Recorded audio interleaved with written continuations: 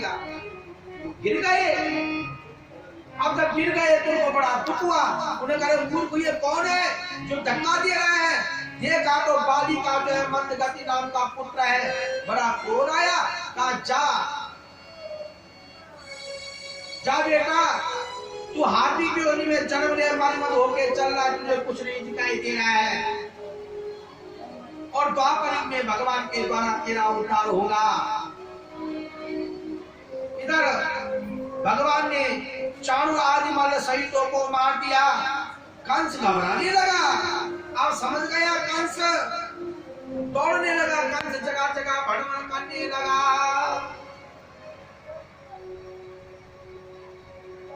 कंस जगह जगह भ्रमण करने लगा, दौड़ने लगा, कंस भ्रमण करने लगा कि कौन बचाएगा, कौन बचाएगा। कंस इस प्रकार कृतज्ञ जब करने लगा कथा प्रेमियों, तो अंत में क्या होता है ना कि छुपने लगा अपने राजभवन में। भगवान कृष्ण बलदेव जी गए और जाते राजभवन में राजसिंहासन के पीछे छुपा हुआ कंस को पकड़ लिया। पकड़ कर भगवान ने कंस की जूतिका को तुरंत पकड़ा, पृथ्वी में पटका और दक्षिण हस्ते पुस्तिका का पहाड़ किया और कंस आदि उसके 8 भाइयों को मार दिया। गुरु गोविंदाय नमो। उनको भी कंस का वध कर दिया, कंस को मार दिया। कंस के कंकर आदि 8 भाइयों को मार दिया। और जो है अक्रूर जी को ज्ञान हुआ वाक्य में ये तो भगवान साक्षात नारायण के अवतार है। अक्रूर जी को ज्ञान होगा कि साक्षात भगवान नारायण के अवतार है। तो कथा प्रेमियों, अक्रूर जी ने बड़े आनंदमय से भगवान कृष्ण और बलराम जी को उनके माता पिता से मिला। अब जो है जो कारागार में पड़े हैं, अक्रूर जी आदि संसार भगवान कृष्ण और बलदेव जी कारागार में अपने माता पिता को मिलते हैं और प्रार्थना करते हैं, मातो पिता तुम स्वामी साका तुम ही हमारे, मातो पिता तुम स्वामी साका तुम ही अनाथ हमारे, मातो पिता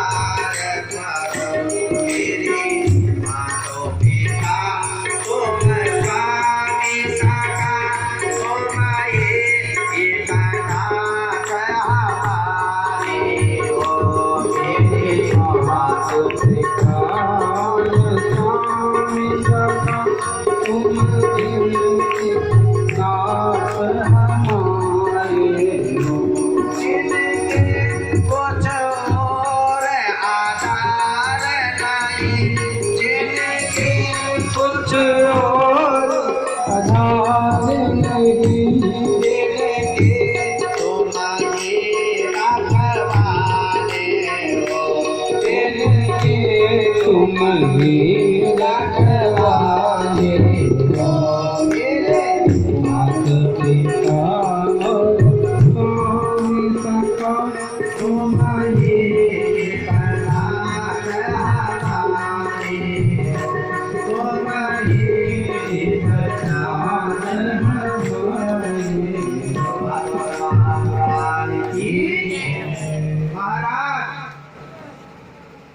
जो है इस प्रकार से जो है भगवान कृष्ण बलदेव जी अपने माता पिता को मिलते हैं, अपने नाना उग्रसेन को मिलते हैं, अपने नाना उग्रसेन को कारागार से मुक्त करते हैं, बड़े सम्मान के साथ राजगद्दी सौंप दी और यथावत तरीके से वासुदेव और देव की मैया को मिलते हैं, आलिंगन करते हैं। वासुदेव देव की मैया कहते बेटा तुमने हमारे जन्म का उद्धार कर दिया है। और उसी समय वासुदेव जी गर्गाचार्य ब्राह्मण को बुलाते हैं और अपने बच्चे का उपनयन संस्कार करवाते हैं। देखिए उपनयन संस्कार, उपनयन संस्कार जो होता है उसको हमारे शास्त्रों में उपनयन संस्कार को जनेऊ संस्कार भी कहा जाता है। जब हम अपने बच्चे को गुरुकुल में पढ़ाने के लिए भेजते हैं, बच्चे को जब गुरुकुल में पढ़ाने के लिए भेजते हैं, बेटा गुरुकुल में पढ़ाई करो, तो बच्चे को जनेऊ संस्कार देने के बाद गुरुकुल में पढ़ाई के लिए भेज दिया जाता है। जनेऊ इत्यादि और इस प्रकार से वासुदेव जी ने बच्चों का उपनयन संस्कार इत्यादि किया बड़े आनंद के साथ में और कहा बेटा अब बेटा आप अध्ययन करने जाओ। तो गुरुकुल में भेजा, कहा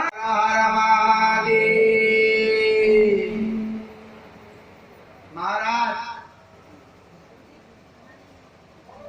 भगवान कृष्ण और बलदेव जी जाने लगे, सारे मथुरा नगरी में बिटोरा पिट गया। अरे अग्नु जी आए हैं, सब कहने लगे अग्नु जी आए हैं। और अग्नु जी जो है भगवान कृष्ण बलदेव को लेने के लिए आए। सारे गोकुल नगरी में बिटोरा पिट गया। सुखदेव जी बोले हे राजा इसुका विष्टा बयान करे राम कृष्ण मानिता लबे मरो रथा सर्वं पथेयानं चित्ता करा। सुखदेव मुनि हे महाराज अग्नु जी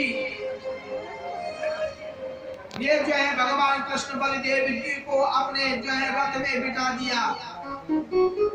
सारे बाल बालों को देखने जा रहे हैं, सारे बाल बाल सब जो है देख रहे हैं कि अग्नु जी भगवान कृष्ण बलदेव को ले जा रहे हैं, मार्ग में जा रहे हैं। भगवान कृष्ण सबको सांत्वना दे रहे, घबराओ नहीं, अरे मैं तो यज्ञ में जा रहा हूँ, धनुष यज्ञ और मथुरा नगरी को घूम फिर के वापस आ जाओ। मैं उस नगरी में घूम के और भ्रमण करके वापस आ जाऊंगा, आप चिंता मत करो, आप लेस मात्र भी अवश्य मैं वापस आऊंगा।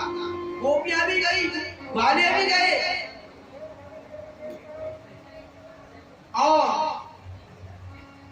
अपने माता पिता को मिल करके प्रणाम करके वासुदेव और देव की स्वरूपी कृतज्ञता निभाने के लिए मन का संकल्प हुआ था।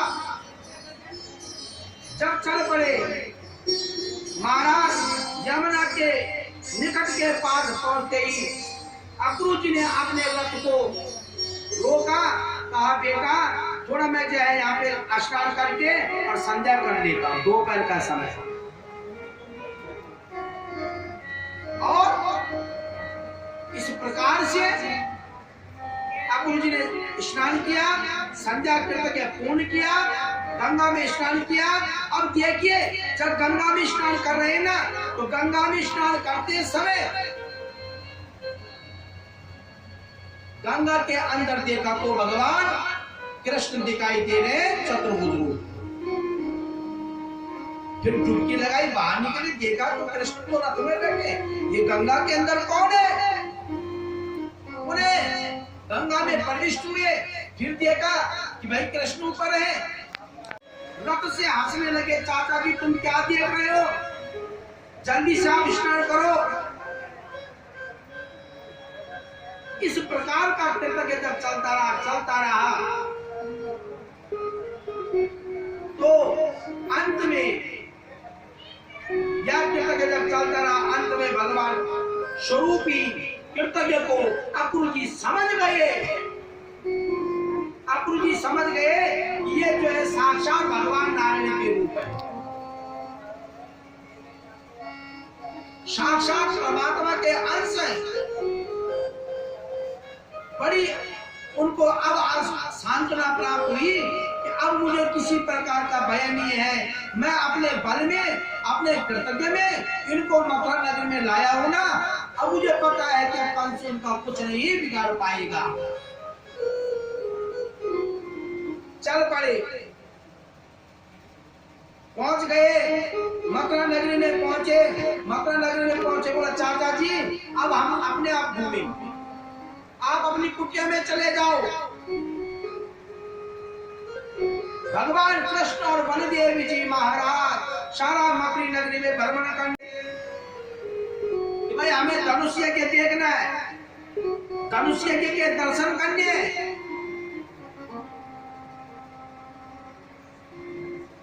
और सारे मथुरा नगरी में प्रवेश कर दिया। सर्वप्रथम भगवान को मिलता है रजत वस्त्र, और भगवान ने कहा भाई ये कपड़े किसके हैं? धोबी मिला, बोला महाराज तुमको पता नहीं है ये हमारे राजा कंस के कपड़े हैं, हम इनके कपड़ों को धोते हैं। और तब सामने दर्जी मिला, उसके बाद जो है माली मिला। उस धोबी ने कहा नहीं नहीं ये हमारे राजा। अब जो है भगवान कृष्ण ने क्या कहा, ये तुम्हारे राजा कंस के कपड़े हैं ना, तो आप इन कपड़ों को हमें दे दो ना। धोबी ने मना कर दिया, धोबी ने मना कर दिया, नहीं नहीं हम कपड़े नहीं देंगे। अंत में उसने कहा भाई क्यों नहीं दोगे? अरे हम तो कृष्ण है और कंस हमारे मामा है, मामा के कपड़ों को पहन करके, भाई मामा के कपड़ों को पहन करके भांजे की दीर्घायु होती है। जब हम अपने बच्चे का नामकरण संस्कार करते ना, तो बोलते हैं मामा का लिए आते झगड़ों पर आ गया, कपड़े पहना दो।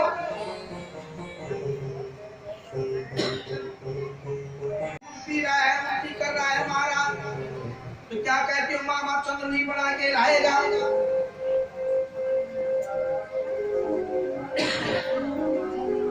महाराज कहते बच्चे के उल्टे दांत आ गए हैं, 8वां महीने में दांत आ गए, क्या करना है? मामा पक्ष से कुलाड़ी बन के आ जाए, वो धारण कर लो। क्योंकि मामा पक्ष का किया गया जो कुछ भी कृतज्ञ होता है उससे उस घर का दूर होता है, वृद्धि होती है।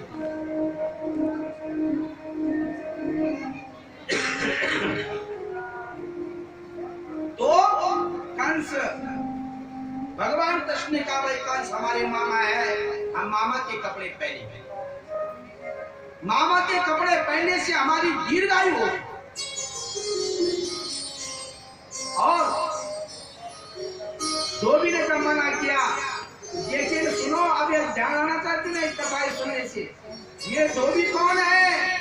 वही धोबी है राम अवतार में अयोध्या में जिसने सीता के लिए कहा था अपनी पत्नी को पीट रहा है, अपनी पत्नी को पीट रहा है। और क्या बोला राम अवतार में, मैं वो राम नहीं हूँ कि जो है सीता का हरण करके पुनः अपने अयोध्या में लिया। ऐसी पत्नी को तो मैं छोड़ देता हूँ। आज वही यहाँ धोबी का रूप में प्रकट हुआ कंस के यहाँ, और भगवान ने राम अवतार में तो मर्यादा का रूप धारण किया हुआ। राम अवतार में मर्यादा का रूप धारण, राम अवतार में नहीं मार सकते। कृष्ण अवतार में भगवान ने मुष्टिका से उसका परिहार कर दिया, और गोविंदाय नमो नमः। सामने दर्जी आया, दर्जी ने तुरंत उन कपड़ों को सिला। भगवान कृष्ण बलदेव को राज दरबार के कपड़े पहना दिए। महाराज बहुत साल से माली था ये, वो क्या करता, डेली फूलों को ले जाता था कंस के यहाँ। कंस को जो है सौभाग्य फूलों पर करता था। आज वो धन्य हो गया कि आपने यहाँ के फूल भगवान को अर्पण करना है, उसका भी उद्धार हो गया। और उसका जीवन का भी उद्धार हो गया। और महाराज जब इस प्रकार का कर्तव्य हुआ तो यह कर्तव्य पूर्ण के बाद भगवान कृष्ण जो है भ्रमण करने लगे। भ्रमण करते करते देखा सामने से एक कन्या तो है,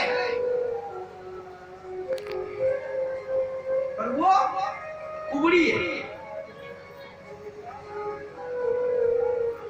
वो क्या कर रही है, उसका क्या काम क्या था, चंदन घिस करके जो है कंस राजा को लिया लेना कि तुम अपने मस्तक के लेप लगाओ। शुकदेव मुनि बोले, हे राजा, जब वो कन्या जब जा रही थी इस प्रकार के कर्तव्य से, जब जा रही थी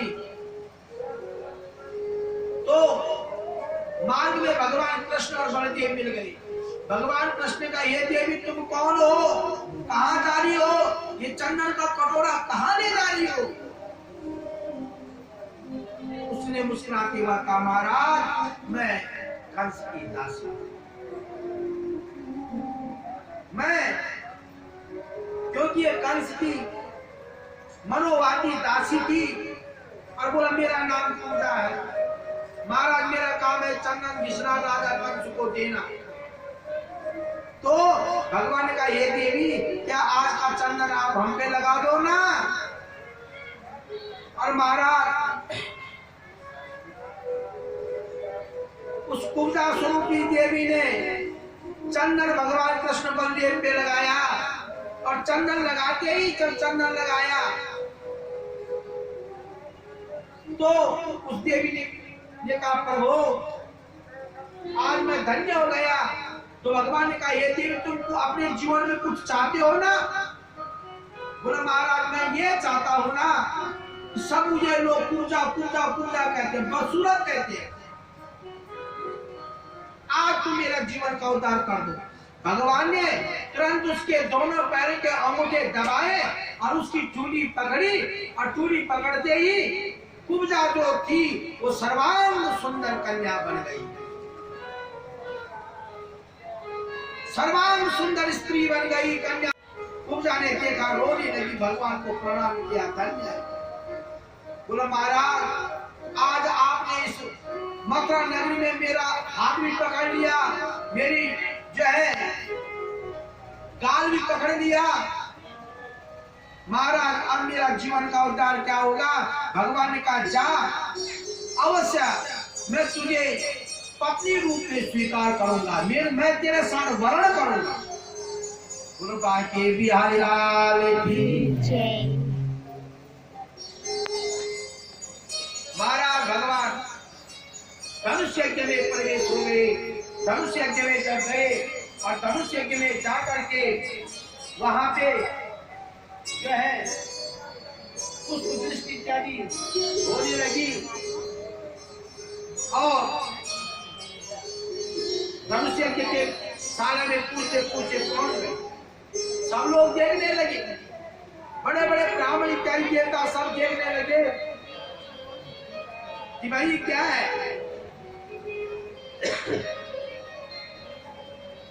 अंत में कथा तिमियों धनुष्य के कृतज्ञ में जब जो है पहुंचे सारे यज्ञशाला में बैठ